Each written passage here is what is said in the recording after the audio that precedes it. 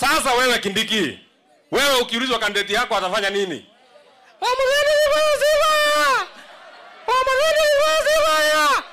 Hii mabende yako unasema tuchague. Amewahi kuwa chifu mahali fulani? Amewahi kuenda mahali fulani? Hata amewahi ambiwa kanisa yao hesabu sadaka? Na unataka tumpatie kura tutoe wapi? Hapa iko kura ile mtu anaitwa Mazende kweli? Inaweza kupatikana hapa? Na wewe Kindiki wewe. Sasa wewe, huyu Karish amechaguliwa na watu. Wewe umechaguliwa na nani? Wewe umechaguliwa na nani? Wewe umechaguliwa na nani? Wewe amechaguliwa na nani? Aende asiende? Wewe kwa mkutano wa viongozi, wewe unafaa kuongea baada ya Karish. Karish amepigiwa kura. JB amepigiwa kura.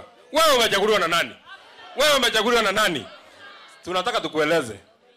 Na mwisho kabisa, iko mtu mwingine hapa yenu anaitwa Karini.